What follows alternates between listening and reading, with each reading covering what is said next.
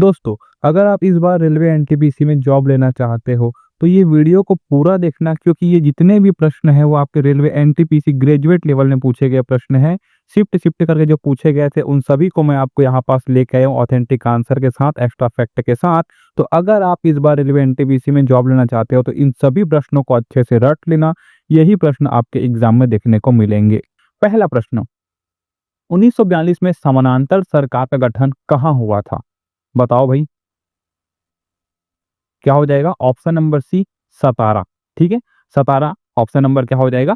सी। सतारा कहाँ है? महाराष्ट्र में है। ठीक है, अब मैं बताता हूं आपको व्याख्या। 1942 में भारत छोड़ो आंदोलन के दौरान समानांतर सरकारें यानी कि प्रति सरकारें कई स्थानों पर स्थापित की गई। इनमें से प्रमुख है बालिया यानी कि उत्तर प्रदेश, तामलुक यानी बंगाल और सतारा यानी कि महाराष्ट्र। ये प्रश्न आपके 9 जून के शिफ्ट में पूछा गया प्रश्न है। ठीक है, चलो मैं ऐसे आपको एक्सप्लेनेशन दे चलूंगा जिससे आपको क्या है चीजें समझ में आई। ठीक है, चलो अगला प्रश्न है, सुदर्शन झील का पुनरुद्धार किस शासक ने किया? बताइए भाई, सुदर्शन झील का पुनरुद्धार किस शासक ने किया? तो ये हो जाएगा आपका रुद्रदामन प्रथम ने किया। ऑप्शन नंबर जो कि डी है यहाँ पर सही हो जाएगा। ठीक है, व्याख्या देख सकते हो। सुदर्शन झील का पुनरुद्धार शक शासक रुद्रदामन प्रथम ने किया। इसके अतिरिक्त स्कंदगुप्त ने भी झील की मरम्मत कराई थी। यहाँ पर देख सकते हैं स्कंदगुप्त ने भी झील की मरम्मत कराई थी। तो दोनों में से अगर एक का भी नाम आएगा तो आप कर लोगे, लेकिन रुद्रदामन प्रथम द्वारा किया गया पुनरुद्धार अधिक प्रसिद्ध है। तो जब भी आपके ऑप्शन में दोनों आएंगे तो आप क्या लगाओगे? रुद्रदामन लगाओगे, और दोनों में से एक आएगा तो भी आप ऐसे लगा सकते हो। ठीक है, चलिए ये प्रश्न पूछा गया था कि आरबीआई का जो कि 26वां गवर्नर किसे नियुक्त किया गया?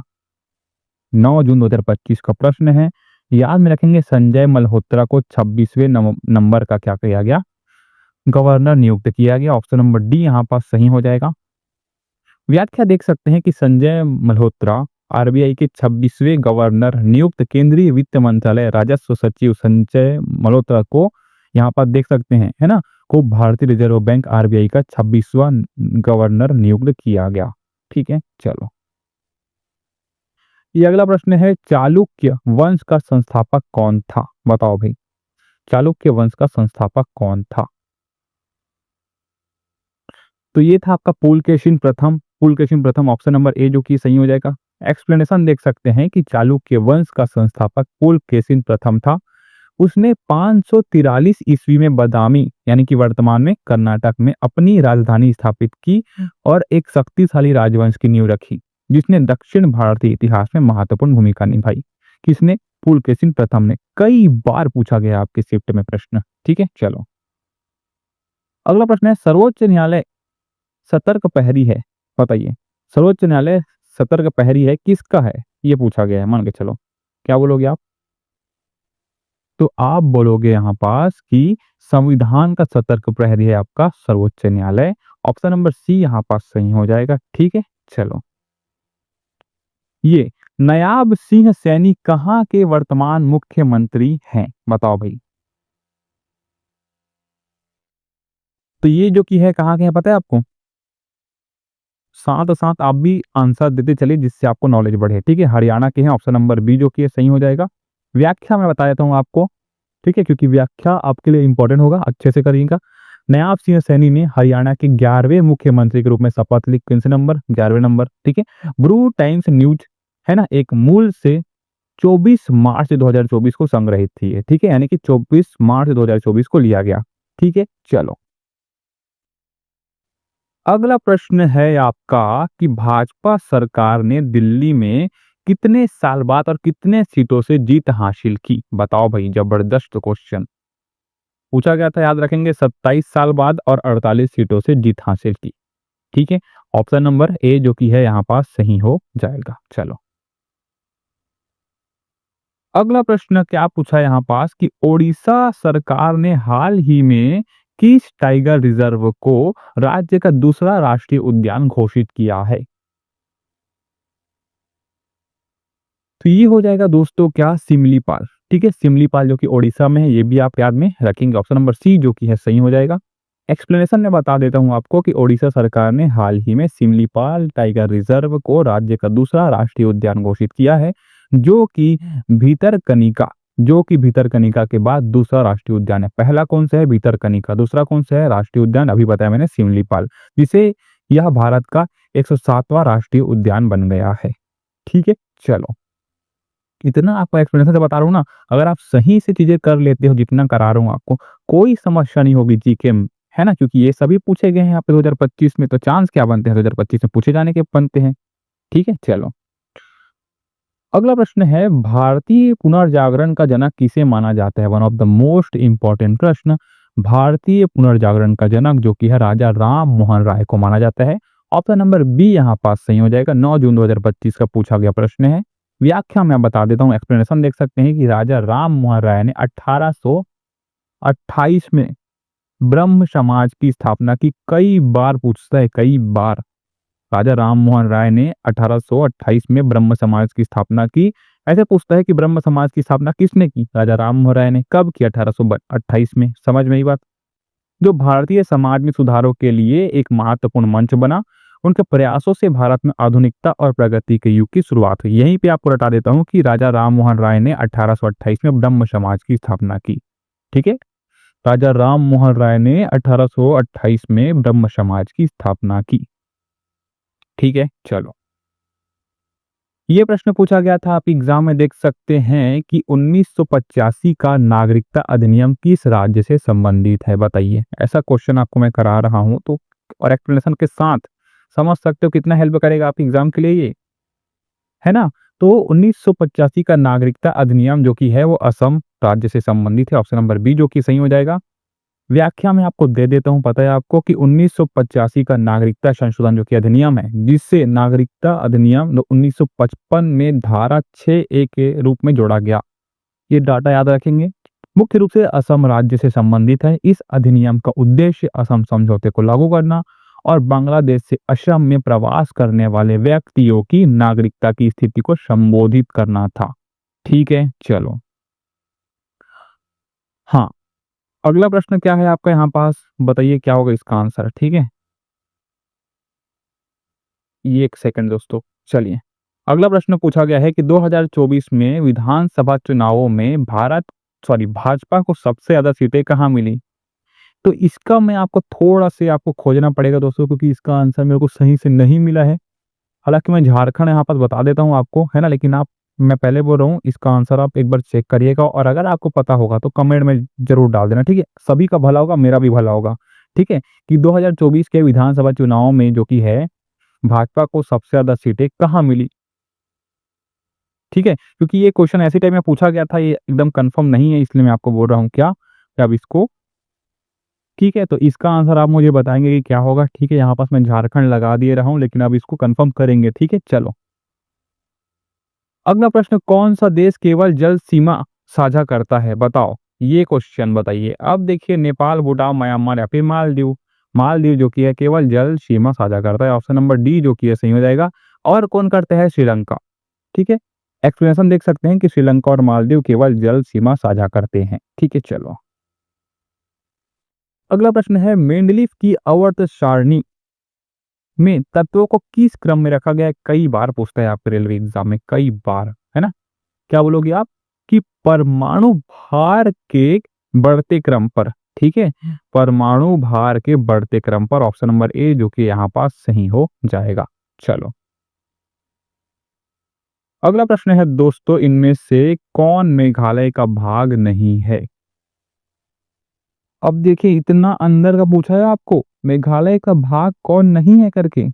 तो ऐसे चुनिंदा प्रश्न मैं आपको करा दे रहा हूं जो आपके लिए हेल्प करेगा। ठीक है, यहाँ पर देख सकते हो मोको कंचुग, यही आपका नहीं है। ऑप्शन नंबर डी जो कि है यहाँ पास सही हो जाएगा। ठीक है, चलो, इतना डीप का पूछता है, आप देख सकते हो, तो इसलिए मैं आपको बोल रहा हूँ कि सरल कीजिए, स्मार्ट तरीके से स्टडी कीजिए, जो पूछा गया है उसी को पढ़िए। भारत का प्रायद्वीपीय पठार किस भूभाग का हिस्सा है? बताओ, भारत का प्रायद्वीपीय पठार किस भूभाग का हिस्सा है?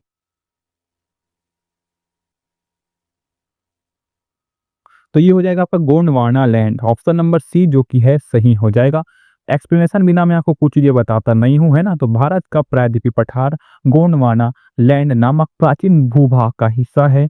यह भारत के दक्षिणी भाग में स्थित है, तो दक्षिणी भाग भी याद में रखेंगे। और दक्कन के पठार के रूप में भी जाना जाता है, दक्कन के पठार के रूप में भी जाना जाता है। चलो, मैं आपको रिपीट इसलिए करता हूँ, पता है आपको, ताकि आपको वीडियो में ही याद हो जाए। ठीक है, 10 प्रकार की चीजें आपको वीडियो में ही याद हो जाए, इतना सारा पूछता है आपको। वर्ली पेंटिंग में किस पेंट का उपयोग किया जाता है, किस तरह की पेंट का उपयोग किया जाता है? प्राकृतिक। ठीक है, प्राकृतिक। ऑप्शन नंबर बी जो कि है क्या हो जाएगा? सही हो जाएगा। ठीक है, यहाँ पास मैं आपको एक्सप्लेनेशन दे सकता हूँ कि वर्ली पेंटिंग में पारंपरिक रूप से चावल के आटे और पानी के मिश्रण से बना एक सफेद रंग द्रव्य इस्तेमाल किया जाने है, यानी कि प्राकृतिक। ठीक है, ऑप्शन नंबर क्या हो जाएगा? यहाँ पास मैंने बता दिया है। ठीक है, चलो ये बताओ भाई, क्वेश्चन कितना तगड़ा पूछता है, देखिए। राष्ट्रीय समुद्री खेलों 2025 का उद्घाटन कहाँ हुआ, बताइए। अब ऐसा क्वेश्चन ऑप्शन के साथ कहाँ मिलेगा आपको? मेरे जगह पे स्मार्ट स्टडी पे सब्सक्राइब कर लेना चैनल को। ठीक है, तो ये मुंबई होगा। ठीक है, अगला प्रश्न देख सकते हैं यहाँ पास कि राष्ट्रीय किसान आयोग की स्थापना किसने की थी? 9 जून 2025 का प्रश्न है। ऑप्शन क्या लगाओगे यहाँ पास? M S Swaminathan. ठीक है, ऑप्शन नंबर डी जो कि यहाँ पर सही हो जाएगा। व्याख्या मैं इतने तरीके से बताऊंगा आपको कि भूलोगे नहीं। ठीक है, राष्ट्रीय किसान आयोग की अध्यक्षता एम एस स्वामीनाथन ने की थी, जिसे 2004 में स्थापित किया गया था। ठीक है, 2004 में स्थापित किया गया था किसको?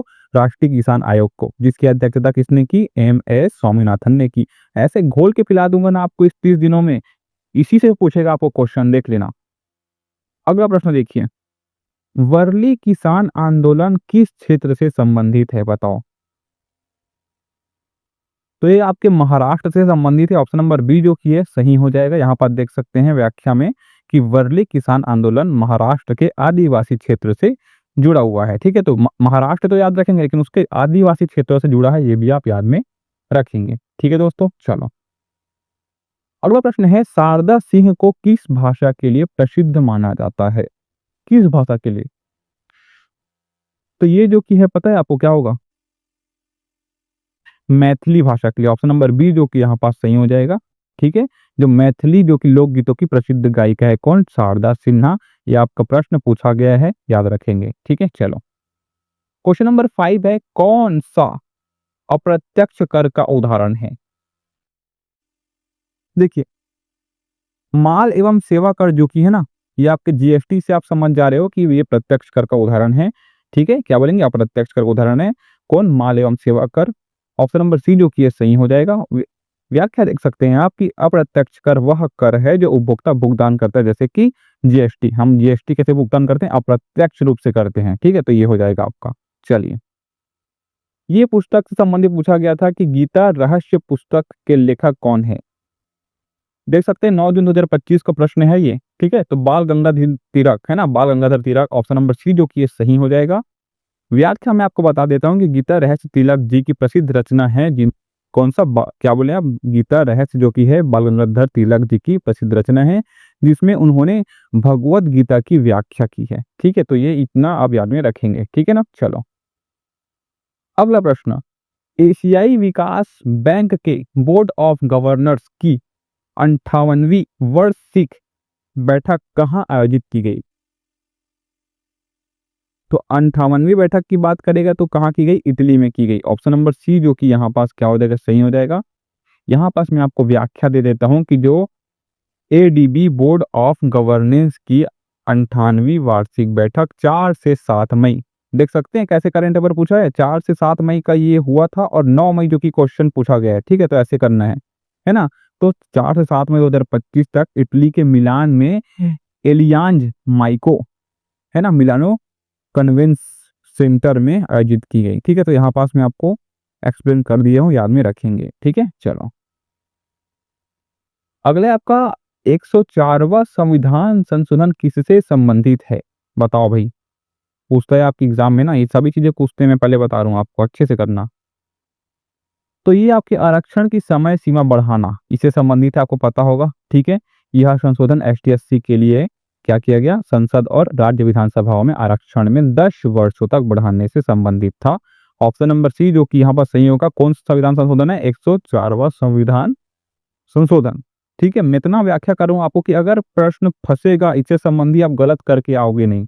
ठीक है, आपको 100% अप्रोप्रिएट आंसर के साथ बता रहा हूँ, एक्स्ट्रा फैक्टर के साथ। तो आप गलत तो करके आओगे नहीं, ये है आपका। ठीक है, कि संविधान संशोधन के द्वारा दिल्ली को राष्ट्रीय राजधानी क्षेत्र बनाया गया। वाह, क्वेश्चन देख रहे हो ये?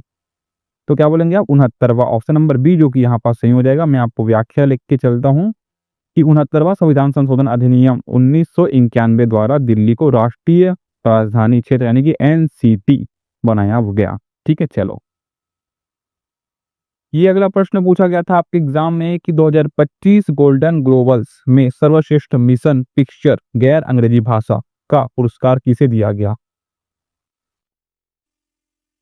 तो याद रखेंगे एमिलिया पेरेज को दिया गया। ऑप्शन नंबर ए जो कि यहाँ पर सही हो जाएगा। मैं व्याख्या बता देता हूँ आपको इससे संबंधी कि क्या होगा। ठीक है, देखिए 2025 गोल्डन ग्लोब्स है ना, वो 2025 गोल्डन ग्लोब्स में सर्वश्रेष्ठ मोशन पिक्चर गैर अंग्रेजी भाषा का पुरस्कार एमिलिया है ना, एमिलिया पेरेज को दिया गया। एमिलिया पेरेज को दिया गया। ठीक है, चलो ये प्रश्न पूछा गया था कि इसरो अगले 5 वर्षों में 52 निगरानी उपग्रह को प्रक्षेपित करने की योजना बना रहा है, जिनमें से कितने सैटेलाइट प्राइवेट सेक्टर द्वारा बनाए जाएंगे? तो क्या होगा इसका आंसर पता है आपको? 31। ऑप्शन नंबर जो कि है सी जो कि यहाँ पास सही हो जाएगा। व्याख्या मैं आपको बता देता हूँ, व्याख्या बहुत इंपॉर्टेंट होती है, पता करना चाहिए आपको। इसरो इसरो जो कि है अगले 5 वर्षों में 52 निगरानी उपग्रहों को प्रक्षेपित करने की योजना बना रहा है, जिसमें 31 उपग्रह निजी क्षेत्र द्वारा बनाए जाएंगे।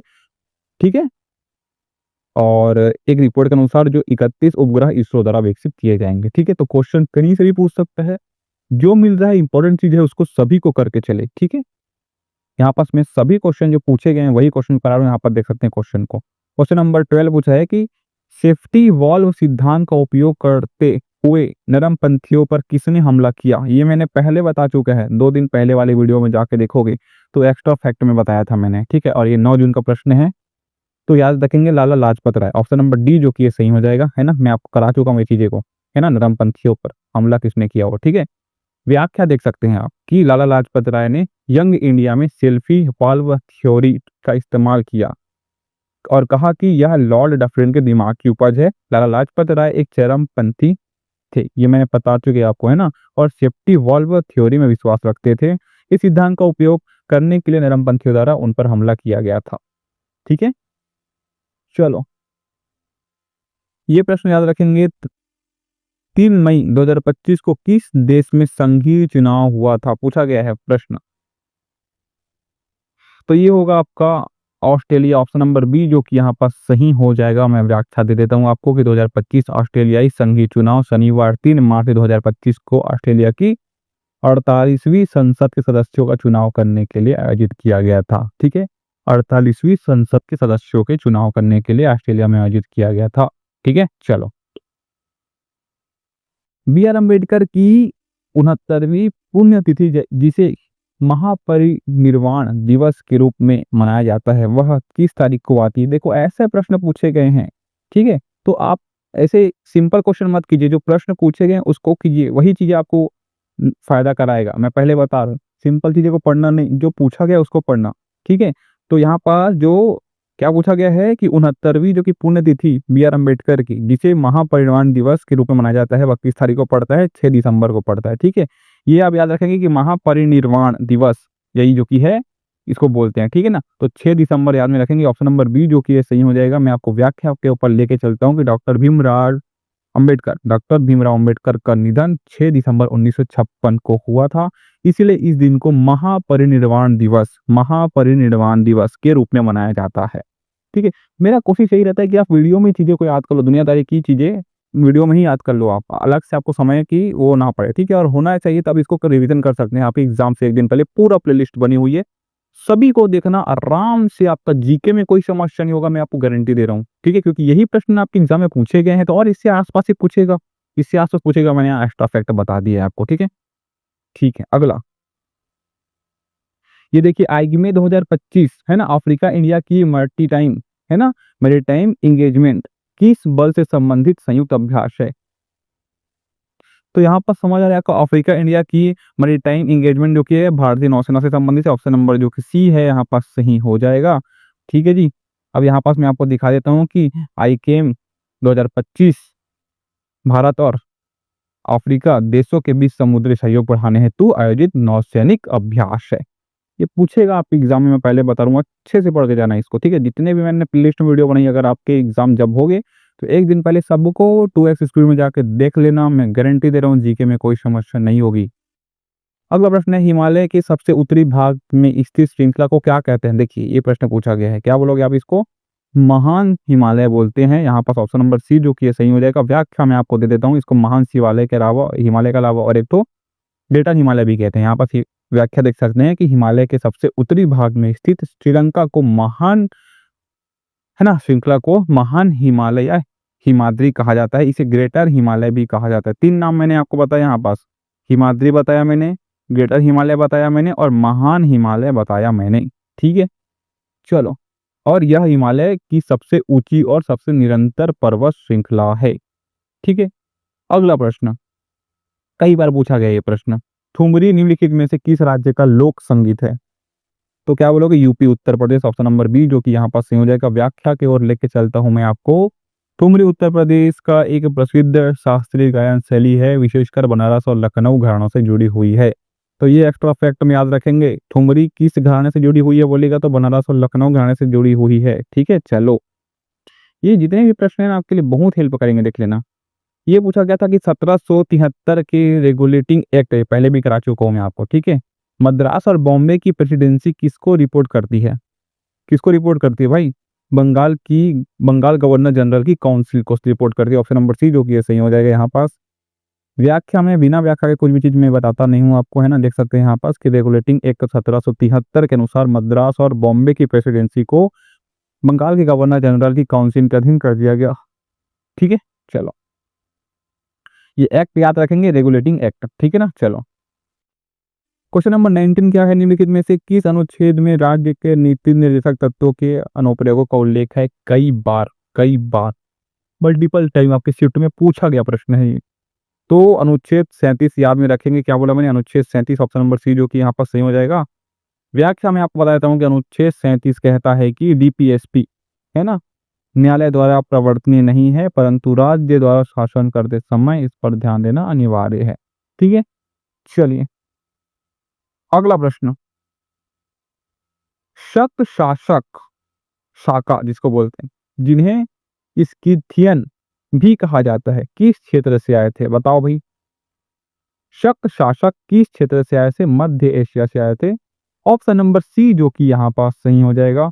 व्याख्या में बता देता हूं आपको कि शक या स्किथियन लोग, ठीक है, स्किथियन लोग जो कि मध्य एशिया से आए थे भारत में और पश्चिमी भारत में राज्य स्थापित किया। ठीक है, अगला प्रश्न है, पोषण अभियान को कौन इनमें से फंड दे रहा है? तो पोषण अभियान जो कि ये भारत सरकार द्वारा चलाया जाएगा, ये आपको पता होना चाहिए। सिंपल सा क्वेश्चन पूछा गया था आप एग्जाम में। ऑप्शन नंबर बी जो कि यहाँ पर सही हो जाएगा। ठीक है, चलो अगला है, 2024 में भगवान बिरसा मुंडा की 150वीं जयंती के अवसर पर किस विशेष दिवस का आयोजित किया जाता है? ये कई बार पूछा गया है दोस्तों आपके शिफ्ट में, पता है। तो ये होगा आपका जनजाति गौरव दिवस। ठीक है, ऑप्शन नंबर सी जो कि है सही हो जाएगा। व्याख्या बता देता हूँ आपको कि 15 नवंबर 2024 को बिरसा मुंडा की 150वीं जयंती पर जनजाति गौरव दिवस के रूप में मनाया जाता है, जिसे प्रधानमंत्री नरेंद्र मोदी ने घोषित किया था। ठीक है, चलिए अगला प्रश्न पूछा गया था कि what is the total fertility rate in 2019, यानी कि कुल प्रजनन दर 2019 में कितनी थी? बताइए भाई।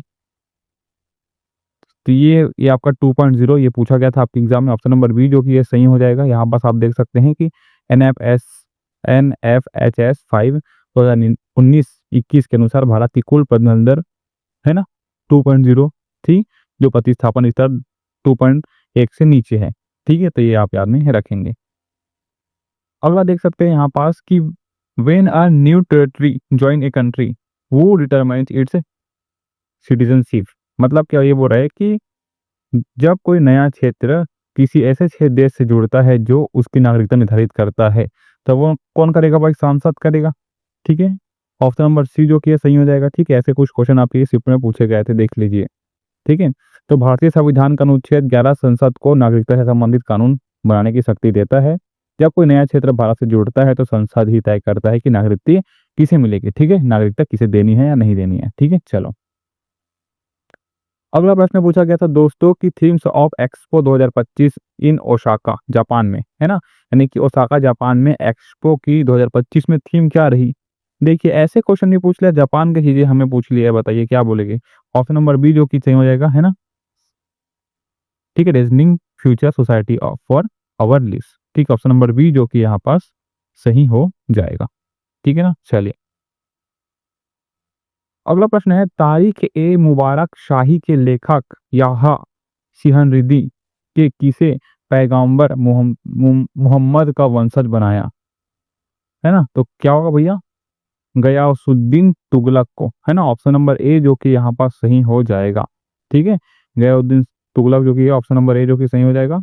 व्याख्या देख सकते हैं कि यहाँ सिर रिंदी ने पुस्तक तारीख ए मुबारक शाही में तुगलक वंश के संस्थापक गयासुद्दीन तुगलक को पैगंबर मोहम्मद का वंशज बताया। ठीक है, तो ये कई जगह अलग अलग भी देखने को मिलता है, तो इस चीज़ को आप एक बार कंफर्म कर सकते हैं। ठीक है, हाँ, ये पूछा गया था कि जो अंडमान की जो जारवा जनजाति अपने घर को किस नाम से पुकारती है करके, तो चड्ढा। ऑप्शन नंबर बी जो कि यहाँ पास सही हो जाएगा। ठीक है, अगला, हाल ही में किस बैंक ने 90वीं वर्षगांठ समारोह को संबोधित किया। तो ये भाई आरबीआई होगा। ठीक है, ऑप्शन नंबर सी जो कि है सही हो जाएगा। ठीक है ना, प्रधानमंत्री ने हाल ही में आरबीआई एम्प्लॉय एसोसिएशन की 90वीं वार्षिक वर्षगांठ पर उन्हें संबोधित किया। ठीक है, अगला प्रश्न है चुहार विद्रोह कब हुआ। तो ये कब हुआ पता है आपको। तो ये 1766 और 1834 के बीच हुआ। ठीक है, यहाँ पास व्याख्या आप देख सकते हैं कि चुहार विद्रोह, जिसे चुआर विद्रोह भी कहा जाता है। ठीक है, ईस्ट इंडिया कंपनी के शासन के खिलाफ धालभूम, मिदनापुर, बिशरापुर और मानभूम के जंगल महल बस्तियों के आसपास के ग्रामीण इलाकों के आदिवासी निवासियों द्वारा 1786 से 1834 के बीच किसान आंदोलन की एक श्रृंखला थी। भाई देखिए इतना डीप लेवल पे क्वेश्चन पूछ रहे हैं, आप देख सकते हैं कॉम्पिटिशन कितना है। ठीक है, अब बताओ आज की जनरेशन का इंसान उतने पहले की चीजें पढ़ेगा, है ना। तो इसलिए जहां से इंपॉर्टेंट चीजें मिल रही है उसको रट लो, सीधी बात है ना। अंडमान और निकोबार द्वीप समूह में कितने द्वीप है, ये समझ आती है कि 572 द्वीप है। ऑप्शन नंबर बी जो कि है सही हो जाएगा। ठीक है, चलिए हाँ, ये क्वेश्चन आपका, जब लड़के भांगड़ा नृत्य करते हैं तो लड़कियां कौन सा नृत्य करती है। तो गिद्धा करते हैं भाई, पंजाब की है, पता है आपको, है ना। ऑप्शन नंबर क्या हो जाएगा, बी जो कि है क्या हो जाएगा, सही हो जाएगा। ठीक है, व्याख्या में आपको बता देता हूँ यहाँ पास, व्याख्या क्योंकि है मेन होते हैं आपके लिए, है ना। देखिए व्याख्या क्या है कि पंजाब में जहाँ लड़के भांगड़ा नृत्य करते हैं वही लड़की क्या करती है, पारंपरिक गिद्धा नृत्य करती है, जो कि पंजाब का नृत्य है। ठीक है, भांगड़ा और गिद्धा दोनों ही क्या है, पंजाब का नृत्य है। चलिए, ये प्रश्न पूछा गया था, इंपॉर्टेंट है, ये ऐसे टाइप का क्वेश्चन पूछा जाना चाहिए कि सुनीता विलियम कुल कितने दिन तक अंतरिक्ष में रही। तो क्या बोलोगे इसको, 322 दिन तक। ऑप्शन नंबर जो कि है सी जो कि है सही हो, ऑप्शन नंबर बी जो कि है सही हो जाएगा। ठीक है, सुनीता विलियम ने अपने 2 अंतरिक्ष मिशनों को मिलाकर कुल 322 दिन अंतरिक्ष में बिताए, है ना। लगभग एक साल ही आसपास समझ सकते हो। उन्होंने अंतरिक्ष स्टेशन पर कई रिकॉर्ड बनाए, जिनमें एक महिला द्वारा सबसे अधिक स्पेस वॉक और सबसे अधिक स्पेस वॉक का कुल समय शामिल है, 322 दिन। ठीक है, चलिए अगला प्रश्न देख सकते हैं आप कि हाल ही में किस देश को ब्लाइंडनेस से मुक्त घोषित किया गया, ये चीजें पूछा गया था, है ना। तो नाइजर है, ऑप्शन नंबर डी जो कि यहाँ पास सही हो जाएगा। ठीक है, ये चीजें याद करने की है, बता रहा हूँ मैं आपको। अगला प्रश्न है अरुणाचल प्रदेश के पूर्व में कौन सा देश है। तो ये आपको पता होना चाहिए, क्या है, म्यांमार है। ऑप्शन नंबर जो कि है बी जो कि यहाँ पास सही हो जाएगा। ठीक है, म्यांमार जो कि है, व्याख्या में आपको बता देता हूँ कि अरुणाचल प्रदेश भारत के उत्तर पूर्वी सिरे पर स्थित है। इसके पूर्व में म्यांमार देश की सीमा लगती है, चीन उत्तर में है, भूटान पश्चिम में है और बांग्लादेश दक्षिण पश्चिम में है। ठीक है, चलो अगला प्रश्न है आपका, CCPI 2025 में सर्वोच्च स्थान कौन सा देश ने प्राप्त किया? ठीक है, क्या बोलोगे? डेनमार्क। ऑप्शन नंबर क्या हो जाएगा? ए, जो कि क्या हो जाएगा? सही हो जाएगा। ठीक है, चलिए अगला प्रश्न है, इनमें से कौन सा संविधान संशोधन DPSP यानी राज्य के नीति निर्देशक तत्व पर संशोधन नहीं करता? तो 42वां करता है, 97 करता है ना, और जो कि 48वां है वो नहीं करता है। ऑप्शन नंबर सी जो कि है सही हो जाएगा। ठीक है, ये चीजें मैं आपको एकदम तरीके से एक्सप्लेन कर देता हूँ। यहाँ पर देख सकते हैं कि जो 42वां संविधान संशोधन 1976, इसे लघु संविधान भी कहा जाता है। इसने DPSP में मुख्य महत्वपूर्ण बदलाव के, जैसे अनुच्छेद 39A है ना, समान न्याय और मुफ्त कानूनी सहायता है ना, अनुच्छेद 43A, ठीक है, ये चीजें आप याद रखेंगे। उद्योगों के प्रबंधन में श्रमिकों की भागीदारी और अनुच्छेद 48A पर्यावरण का संरक्षण और सुधार तथा वन एवं वन्य जीवों की सुरक्षा को जोड़ा है ना। वहीं पे जो 57वां संविधान संशोधन 2011, इसने सहकारी समितियों से संबंधित प्रावधानों को DPSP में जोड़ा, विशेष रूप से अनुच्छेद 43B सहकारी समिति का प्रचार। वहीं पे जो 48वां है ना, ये क्या है? 1984 यह संशोधन मुख्य रूप से पंजाब में आपातकाल से संबंधित था, तो यही आपका नहीं है ना, और राष्ट्रपति शासन की अवधि को बढ़ाने के लिए लाया गया था। इसका DPSP से कोई संबंध नहीं है। ठीक है, चलो अगला प्रश्न है, पंचायती राज प्रणाली के अंतर्गत ग्राम पंचायत का प्राथमिक कार्य क्या होता है? पूछा गया था। ठीक है, क्या वो लोग कि ग्रामीण विकास और सामाजिक न्याय को बढ़ावा देना, यही होता है। ऑप्शन नंबर जो कि सी है वो सही हो जाएगा। ठीक है, चलिए अगला प्रश्न देखते हैं, नॉन स्टॉप प्रश्न करेंगे भाई। 71वें संविधान संशोधन में 8वीं अनुसूची में कौन सी भाषा जोड़ी गई? तो नेपाली, मणिपुरी और कोंकणी जोड़ी गई। ऑप्शन नंबर ए जो कि है वो क्या हो जाएगा? सही हो जाएगा।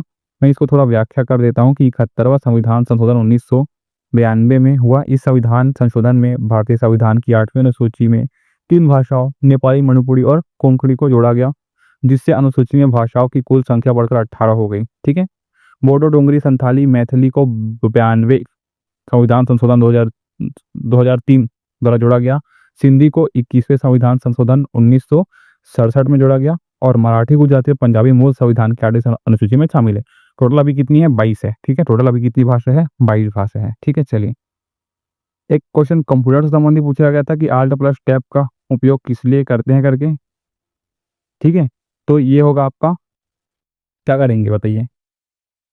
एक विंडो से दूसरी विंडो में स्विच करने के लिए। चीज़ें मैं पहले भी करा दूंगा आपको, है ना, पहले भी करा चुका हूँ। चीज़ें को याद रखेंगे कि एक विंडो से क्या बोलेंगे? दूसरे विंडो को स्विच करने के लिए किया जाता है। ठीक है, ऑप्शन नंबर डी जो कि सही हो जाएगा। अगला प्रश्न है, पर्यावरण संरक्षण अधिनियम भारत में कब लागू हुआ? ठीक है, क्या बोलोगे? 1986 में। व्याख्या देख सकते हैं कि पर्यावरण संरक्षण अधिनियम 19 नवंबर को, है ना, 1986 को 19 नवंबर 1986 को भोपाल गैस त्रासदी, है ना, के बाद लाया गया। इसका उद्देश्य पर्यावरण की रक्षा एवं प्रदूषण नियंत्रण करना है। ठीक है, चलो अगला है, 2023 तक भारत की कुल नवीकरणीय ऊर्जा क्षमता लगभग कितनी थी? अगर आपने इससे पहले वाली मेरी वीडियो देखी होगी तो यही क्वेश्चन था, लेकिन 2030 के अकॉर्डिंग पूछा था। ठीक है, यही क्वेश्चन था, लेकिन क्या बोला मैंने कि 2030 के अकॉर्डिंग पूछा गया था। ठीक है, तो हमने क्या लगाया था उसका आंसर पता है आपको? 2030 के अकॉर्डिंग पूछा गया था तो हम लगाए थे 500 गीगावाट। ठीक है, 2030 के अकॉर्डिंग लक्ष्य रखा गया था। ठीक है, अब यही प्रश्न जो कि है 2023 का पूछा गया है, तो क्या बोलोगे? 170 गीगावाट। ऑप्शन नंबर जो कि डी है वो सही हो जाएगा। ठीक है, देखिए यहाँ पास ministry of new and renewable energy के अनुसार 2023 के अंत तक भारत की कुल नवीकरणीय ऊर्जा क्षमता लगभग 170 गीगावाट हो गई, जिसमें सौर, पवन, जल विद्युत ऊर्जा शामिल है। तो आप समझ सकते हो कि जो फर्स्ट शिफ्ट के क्वेश्चन है उससे रिलेट करके सेकंड शिफ्ट से क्वेश्चन पूछे जा रहे हैं। इसका मतलब ये प्रश्न आपके ग्रुप डी के लिए और 12th लेवल के लिए काफी हेल्प करेगा। ठीक है, चलो अगला प्रश्न है, संविधान का 105वां संशोधन किससे संबंधित है? 105वें की बात करेंगे तो आरक्षण सूची में राज्य की शक्ति, और ओबीसी से संबंधित याद रखेंगे। व्याख्या देख सकते हैं कि 105वां संविधान संशोधन 2021 राज्य सरकारों को यह अधिकार देता है कि वे अपने स्तर पर ओबीसी की सूची तैयार कर सके। यह न्यायिक जो कि सामाजिक न्याय के दृष्टिकोण से महत्वपूर्ण है। ठीक है, चलो अगला प्रश्न पूछा गया था भारतीय नौसेना दिवस की थीम क्या रही 2024 के अनुसार। 2024 में भारतीय नौसेना की जो थीम रही वो रही आपकी नवाचार और स्वदेशीकरण के माध्यम से शक्ति और सामर्थ्य। ये क्वेश्चन फर्स्ट शिफ्ट में पूछा गया था, सेकंड शिफ्ट में भी पूछा गया था। ऑप्शन नंबर डी जो कि ये सही हो जाएगा। अगला प्रश्न है which type of soil has the highest water holding capacity. मतलब ऐसी कौन सी मिट्टी है जो अधिक मात्रा में क्या करती है, पानी को क्या बोलना चाहिए, धारण करती है। तो क्या बोलोगे इसको, क्ले मिट्टी, चिकनी मिट्टी जिसके कण छोटे होते हैं। ऑप्शन नंबर बी सही हो जाएगा। ठीक है, देखिए देखिए ये सेम क्वेश्चन आपके हिंदी में दिख रहा है कि किस प्रकार की मिट्टी में जल धारण क्षमता सबसे अधिक होती है। मैंने बताया आपको चिकनी मिट्टी, ऑप्शन नंबर सी जो कि सही हो जाएगा। इसमें व्याख्या मैंने आपको बता दिया है कि चिकनी मिट्टी में जल धारण करने की क्षमता जो कि है सबसे अधिक होती है क्योंकि इसके कण बहुत छोटे और सघन होते हैं। ठीक है, चलो अगला प्रश्न है कांस फिल्म फेस्टिवल कहाँ आयोजित किया जाता है। क्या बोलोगे, ये होता है आपके फ्रांस में होता है। ठीक है ना। व्याख्या देख सकते हैं कि फिल्म फेस्टिवल दुनिया का एक प्रमुख फिल्म महोत्सव है, हर साल फ्रांस के कांस शहर में होता है। ठीक है, कौन सा, कैनेस फेस्टिवल। ठीक है, कैनेस फिल्म फेस्टिवल। चलो अगला प्रश्न है 2023-24 में भारत में गरीबी दर कितनी थी, है ना। पुअर्टी इंडेक्स की बात करेगा 2023-24 के अनुसार 5.3%। ऑप्शन नंबर बी जो कि है सही हो जाएगा। अगला प्रश्न आर्टिकल 31 बी क्या है। आर्टिकल 31 बी क्या है पता होना चाहिए आप सभी को कि क्या है, बताइए।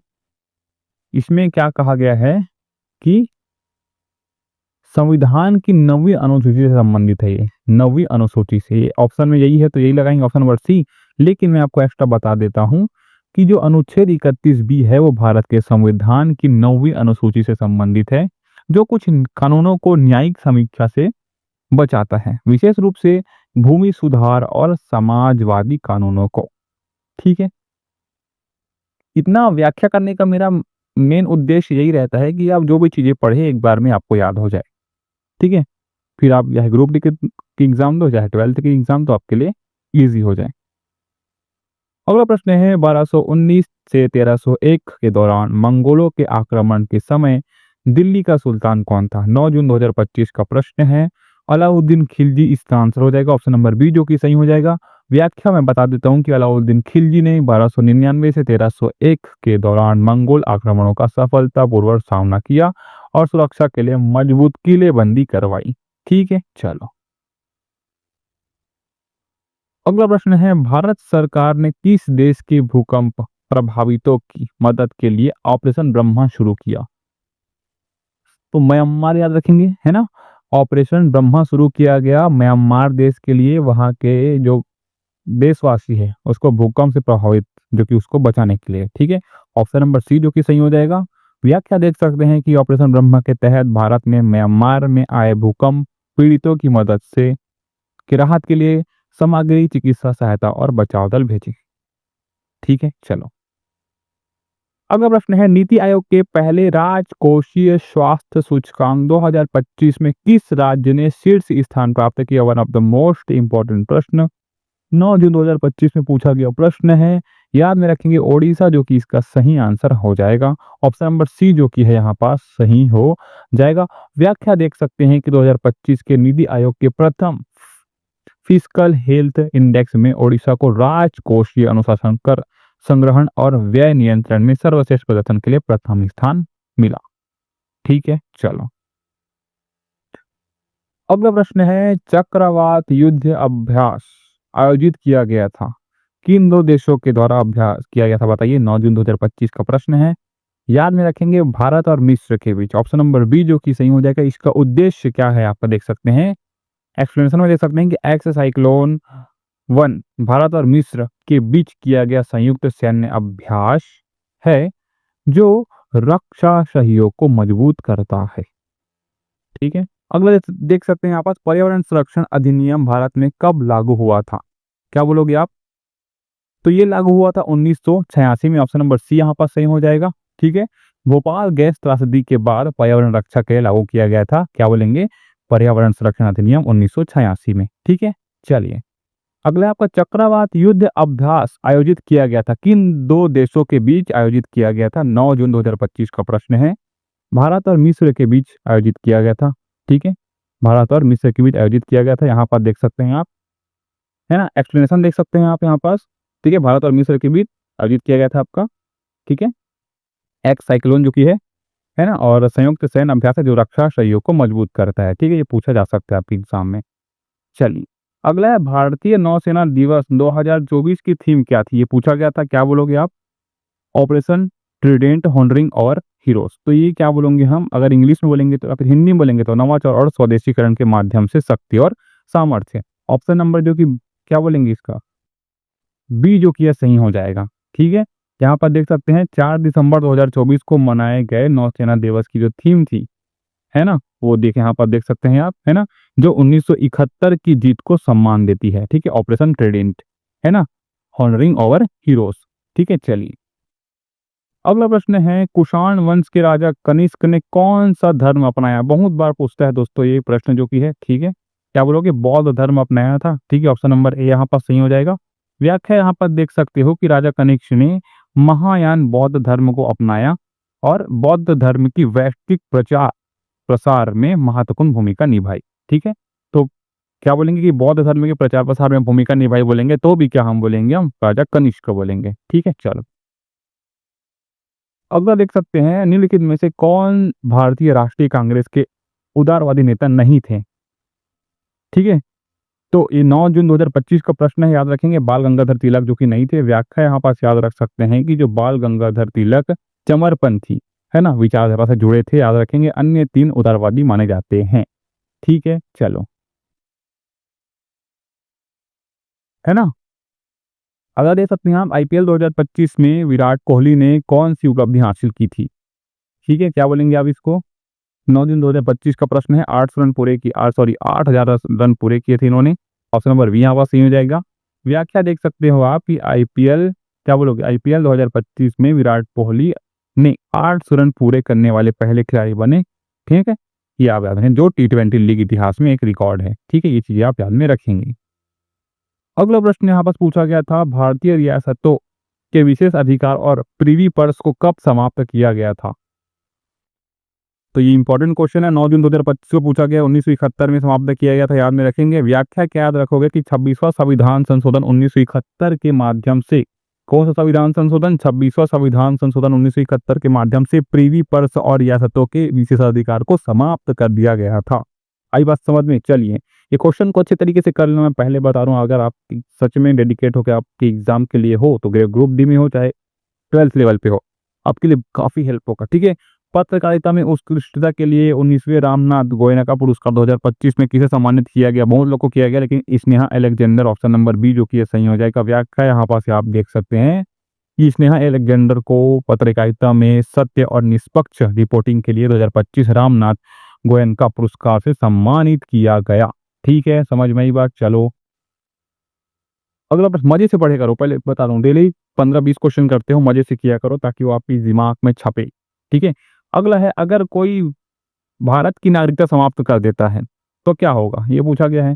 तो क्या बोलेंगे कि वो क्या होगा, उसे सभी अधिकार समाप्त हो जाएंगे, है ना, उसके अंदर भारत के जो सभी अधिकार है समाप्त हो जाएंगे। अब व्याख्या देख सकते हैं आप पास कि क्या बोला गया है। व्याख्या में क्या बोला गया है कि भारत की नागरिकता छोड़ने पर व्यक्ति के सभी संवैधानिक अधिकार समाप्त हो जाएंगे। वह मतदान, सरकारी नौकरी या संपत्ति के अधिकार नहीं रख सकता है। ठीक है, चलो ये सिंपल है आपके लिए। ठीक है, अगला, न्यायिक समीक्षा से अगर किसी अधिनियम को असंवैधानिक करार किया जाता है तो क्या होता है? ये क्वेश्चन पूछा गया है। देखिए 9 जून 2025 का क्वेश्चन है।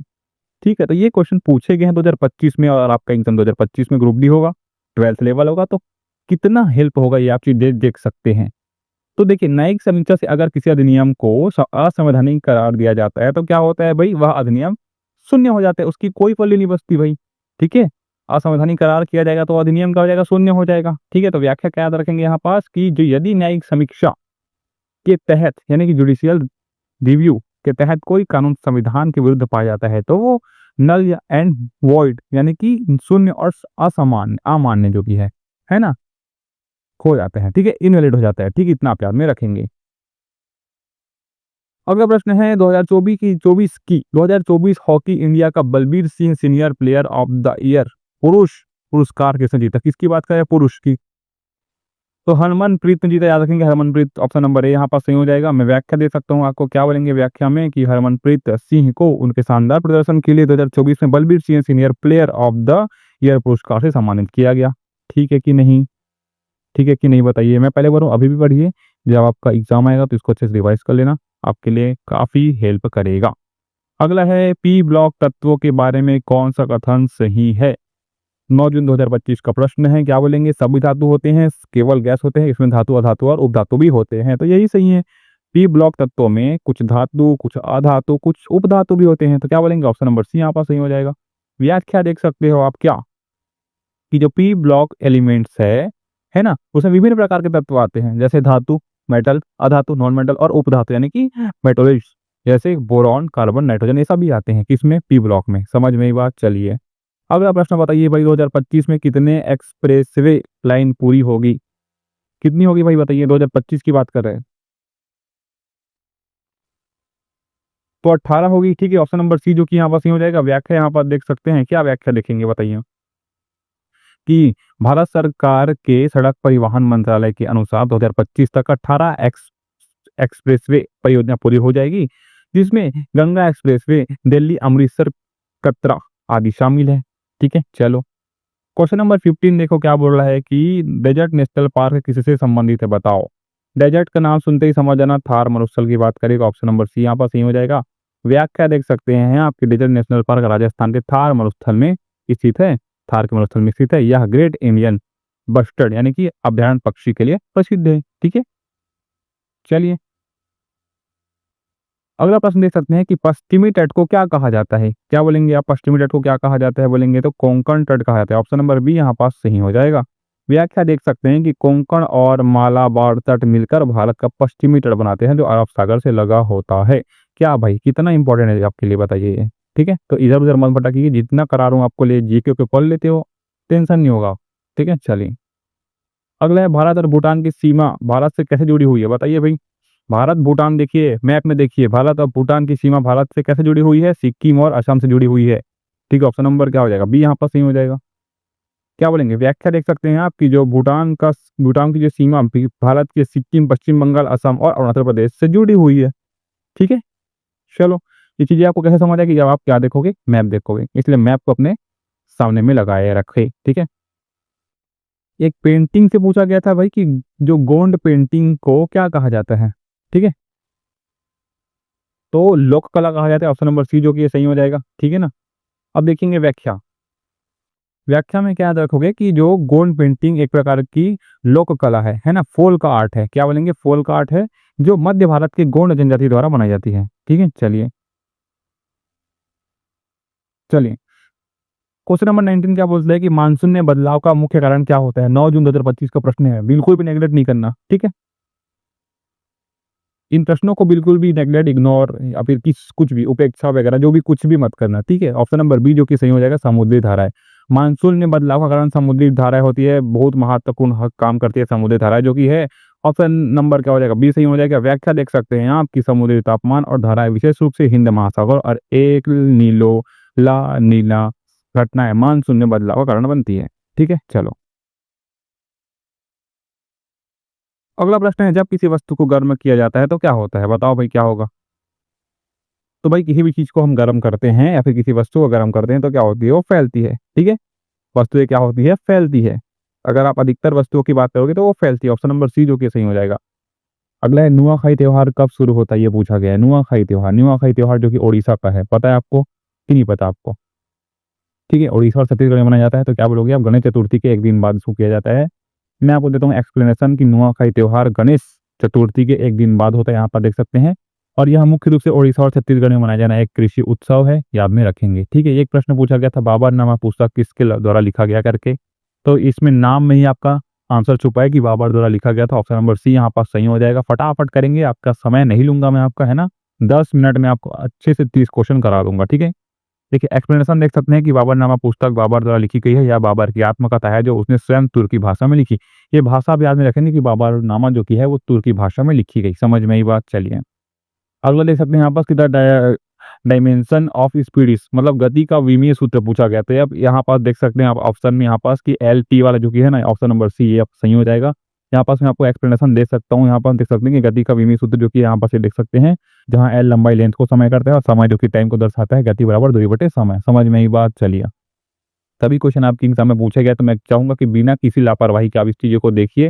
डेली के 10 मिनट देखने से अगर आपका सिलेक्शन हो जा रहा है तो आपको कोई समस्या नहीं होनी चाहिए। ठीक है, रेलवे ग्रुप डी की तैयारी कर रहे हो तो भी इसको देखना क्योंकि ये लेटेस्ट क्वेश्चन है जो आपके एग्जाम में पूछे जा सकते हैं। ठीक है, इतना तो आप समझ सकते हो। ठीक है, रणथंबोर राष्ट्रीय उद्यान किस राज्य में स्थित है? सबको पता होना चाहिए, राजस्थान में स्थित है, नाम से पता चल जा रहा है। ठीक है, ठीक है ना। ये किस लिए प्रसिद्ध है पता है आपको? बाघों के लिए प्रसिद्ध है। रणथंबोर राष्ट्रीय उद्यान राजस्थान में स्थित है, यह अपने बाघों के लिए प्रसिद्ध है। ठीक है, ये प्रश्न देखिए कुचिपुड़ी किस राज्य का लोक नृत्य है? बताओ भाई क्या है आपका कुचिपुड़ी जो की है किस राज्य का शास्त्रीय नृत्य है? सॉरी ना, शास्त्रीय नृत्य की बात करेंगे तो कहाँ गए पता है आपको? ये आंध्र प्रदेश का याद में रखेंगे। ठीक है, आंध्र प्रदेश का है, यहाँ पर आपको एक्सप्लेनेशन की जरूरत नहीं होनी चाहिए। ठीक है, चलिए ये प्रश्न बताइए इंपॉर्टेंट याद रखेंगे। अनुच्छेद 72 में क्या है? What is in article 72? क्या बोलोगे आप? तो राष्ट्रपति की क्षमादान शक्ति यहाँ पास है ना 72वें किसमें आर्टिकल में। ठीक है, एक्सप्लेनेशन आप देख सकते हैं कि भारतीय संविधान का अनुच्छेद 72 राष्ट्रपति की क्षमादान शक्ति से संबंधित है। यह राष्ट्रपति को कुछ मामलों में दोषी व्यक्ति की सजा को माफ करने, समझ रहे हो ना, किसी को सजा की माफ करने के लिए चीजें क्या की जाती है आर्टिकल 72 72 में है, निलंबित करने या कम करने की शक्ति प्रदान होती है किसको? राष्ट्रपति को। ठीक है, सजा को कम करने, उसको कम करने या फिर इसको पूरी तरह से खारिज करने का अधिकार किसको होता है? राष्ट्रपति को होता है। उसका अनुच्छेद बोलेंगे तो 72। समझ में ही बात? चलिए एक कंप्यूटर संबंधी क्वेश्चन था कि एमएस पावर पॉइंट में टैब की का प्रयोग मुख्य रूप से किसके लिए किया जाता है? What is the main use of tab की इन एमएस पावर पॉइंट? तो वही इसका जो कि आंसर है वो हो जाएगा आपका टेक्स्ट को इंडेंट करने के है ना, बूटलैंड करने के लिए, नंबर वाली सूचियों की इस तरह बदलने के लिए। नंबर जो सूची होती है आपने एक देखा होगा कभी किया होगा तो ये चीजें हो जाएगी। ठीक है, एक्सप्लेनेशन आप यहाँ पर देख सकते हैं मैं आपको कि एमएस पावर पॉइंट में टैब की का प्रयोग मुख्य रूप से टेक्स्ट को इंडेक्स है ना, इंडेंट या फिर बुलेटेड नंबर वाली सूचियों की इस तरह बदलने के लिए किया जाता है। यहाँ पर याद में रखेंगे। ठीक है, चलो अगला प्रश्न है नगरों में, यहाँ पर देख सकते हैं क्या पूछा गया है। एक सेकंड क्वेश्चन को देखेंगे आप। नगरों में नगर की सफाई करना, पानी की व्यवस्था करना, पीने के लिए पानी की व्यवस्था करना, सड़क बनाने तथा उसकी मरम्मत करना, सड़कों एवं गलियों में रोशनी का प्रबंधन करना किसका कार्य होता है? ये पूछा गया है। तो ये सिंपल सा क्वेश्चन है, इसका आंसर क्या बोलोगे आप? किसका होगा? शहरों में बोल रहे तो नगर निगम या फिर नगर पालिका का होगा। आ रही है बात समझ में? तो नगरों में ये सभी कार्य का जो कि नगर निगम या फिर नगर पालिका द्वारा किया जाता है। ठीक है, जो शहरी स्थानीय प्रशासन के लिए जिम्मेदार होते हैं, है ना। चलिए एक है आपका जमीन संपत्ति से जुड़े मामले कौन देखता है? बताइए। यहाँ पास ऑप्शन भी था कि दीवानी न्यायालय या फिर फौजीदार या फिर राजस्व न्यायालय। तो ये मैं पूरा आपको ऑप्शन से करा रहा हूँ, इसका मतलब समझ सकते हो कि ये वीडियो कितना इंपॉर्टेंट है आपके लिए। ठीक है, चलो तो यहाँ पास क्या बोलोगे कि जो दीवानी न्यायालय है और राजस्व है ये दोनों देखते हैं। Option number C sorry D यहाँ पास सही हो जाएगा। ठीक है, दोनों देखते हैं। ठीक है ना, देख सकते हैं कि जमीन संपत्ति से जुड़े मामले मुख्य रूप से दीवानी न्यायालय जो कि सिविल कोर्ट है और राजस्व न्यायालय जो कि रेवेन्यू कोर्ट है, दोनों देखे सकते हैं ना। दीवानी न्यायालय संपत्ति के स्वामित्व, विभाजन, विरासत आदि से संबंधित मामलों को देखता है, जबकि राजस्व न्यायालय राजस्व, भूमि अभिलेख और भूमि विवादों से संबंधित मामलों को देखता है। ठीक है, ये चीजें मैं को इसलिए बता रहा हूँ ताकि आपको समझ आए, एक्स्ट्रा फैक्ट के रूप में आपको पता रहे, ताकि आपके एग्जाम में अगर थोड़ा भी क्वेश्चन घुमा के आए तो आपको बना सके। ठीक है, क्वेश्चन नंबर 11 क्या बोलता है कि कौन सा राज्य तटीय सीमा नहीं बनाता? तटीय सीमा की बात करेंगे, क्या बोलोगे आप? Which state does not form A coastal border? क्या बोलोगे आप? राजस्थान। राजस्थान एक भूमि से घिरा हुआ राज्य है और इसकी कोई तटीय सीमा नहीं है। ठीक है, क्योंकि इसके आई स्टेट गुजरात, आंध्र प्रदेश, उड़ीसा है। ठीक है, तो ये क्या है आपकी गुजरात, आंध्र प्रदेश और उड़ीसा, ये सभी के तटीय सीमा इसके आई स्पाइस है। ठीक है, लेकिन जो राजस्थान है वो नहीं, इसलिए ऑप्शन नंबर क्या हो जाएगा? ए जो कि यहाँ पर सही हो जाएगा। ठीक है, चलो क्वेश्चन नंबर 12 क्या बोलता है? यहाँ पर देख सकते हैं कि रेल बजट को किस वर्ष आम बजट में शामिल किया गया? बताओ, ये one of the most important प्रश्न आपके एग्जाम के पूछा जाता है। तो बोलेंगे 2017। क्या बोलेंगे? 2017 में रेल बजट को आम बजट में 2017 में शामिल किया गया। ऑप्शन नंबर सी जो कि है यहाँ पास सही हो जाएगा। ठीक है, चलिए अगला क्वेश्चन क्या पूछा गया आप देख सकते हैं यहाँ पास कि गुप्त काल में ग्रामीण प्रशासन, गुप्त काल में ग्रामीण प्रशासन का प्रमुख अधिकारी कौन होता है? बताओ भाई, गुप्त काल की बात कर रहे हैं तो क्या बोलोगे हम इसको? ग्रामिक। ग्रामिक ऑप्शन नंबर बी जो कि है यहाँ पास सही होगा। एक्सप्लेनेशन की जरूरत नहीं होनी चाहिए यहाँ पास। ठीक है ना, चलिए अगला, भारत में किस अवधि को स्थिर जनसंख्या वृद्धि अवधि कहा जाता है, बताओ भाई। तो ये क्या हो जाएगा पता है आपको, 1921 से 1951, ऑप्शन नंबर बी जो कि यहाँ पास सही हो जाएगा। ठीक है, एक्सप्लेनेशन यहाँ पर देख सकते हैं कि भारत में 1921-51 की अवधि को स्थिर जनसंख्या वृद्धि अवधि कहा जाता है, क्योंकि इस दौरान जनसंख्या वृद्धि दर अपेक्षाकृत कम या फिर स्थिर रही। तो स्थिर की बात करेगा तो 21 से 51 की ओर हम चलेंगे। ठीक है ना, चलिए अगला देख सकते हैं यहाँ। अगला प्रश्न क्या है, एकलव्य मॉडल रेजिडेंट स्कूल यानी EMRS, ठीक है, EMRS स्कूल की क्या बोला गया कि स्थापना जो कि शुरुआत है वो किस वर्ष हुई, ये पूछा गया है ना। क्या बोलोगे आप। तो इसको 1997 से 1998 लगाएंगे, ऑप्शन नंबर बी जो कि यहाँ पर सही हो जाएगा। ठीक है, यहाँ पास और एक्सप्लेनेशन की जरूरत नहीं होनी चाहिए मेरे हिसाब से। ठीक है आपको, चलिए अगला बताइए। प्रधानमंत्री नरेंद्र मोदी ने नवंबर 2024 में 17 साल बाद किस पश्चिमी अफ्रीका यहाँ पास कितना हिंट दे दिया, देखो आपको की यात्रा की। 17 साल बोलेंगे तो क्या बोलोगे, नाइजीरिया की, ऑप्शन नंबर बी जो कि यहाँ पास सही हो जाएगा। ठीक है, चलो अगला प्रश्न है, स्वयं सिद्ध मिशन एक्सियोम 4 पर अंतरराष्ट्रीय अंतरिक्ष स्टेशन की यात्रा करने वाले पहले भारतीय अंतरिक्ष यात्री कौन है, पूछा गया है। ठीक है, क्योंकि इस टाइम तो हुआ नहीं था, एग्जाम हुआ, लेकिन अभी ये हो चुका है तो आपको पता होना चाहिए कौन है, बताइए।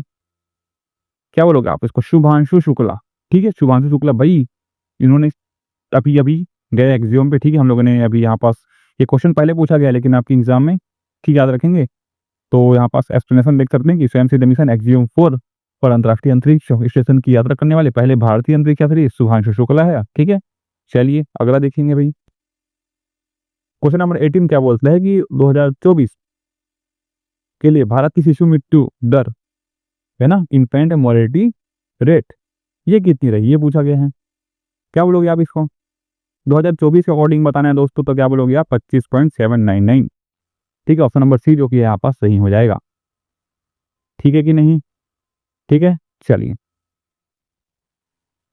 अगला प्रश्न, भारतीय संविधान की कौन सी अनुसूची आदिवासी क्षेत्रों के प्रशासन को संबोधित करती है, क्या करती है, संबोधित करती है, और इसमें आदिवासी अदालत के गठन से संबंधित प्रावधान है, तो क्या बोलोगे, छठी अनुसूची। अनुसूची बात करेगा, आदिवासी क्षेत्रों की बात करेगा, प्रशासन को संबोधित करती है बोलेगा तो छठी अनुसूची लगाएंगे, समझ में आई बात। ठीक है, देखिए एक्सप्लेनेशन देख सकते हैं कि भारतीय संविधान की छठी अनुसूची असम, मेघालय, त्रिपुरा और मिजोरम के आदिवासी क्षेत्रों के प्रशासन को संबोधित करती है। ये आप राज्य याद रखेंगे, इसमें आदिवासी अदालतों के गठन से संबंधित प्रावधान शामिल है, समझ में ये बात चाहिए। अगला देखेंगे क्वेश्चन नंबर 20 जो कि इंपॉर्टेंट क्वेश्चन है, आई थिंक ऑपरेटिंग सिस्टम में कर्नल का मुख्य क्या रखा होता है, कर्नल क्या बोलेंगे इसको, कंप्यूटर संबंधी प्रश्न है, पूछे जाता है आप एग्जाम में, क्या बोलोगे, हार्डवेयर सॉफ्टवेयर के बीच संचार की सुविधा प्रदान करता है, ऑप्शन नंबर सी जो कि यहाँ पास सही हो जाएगा।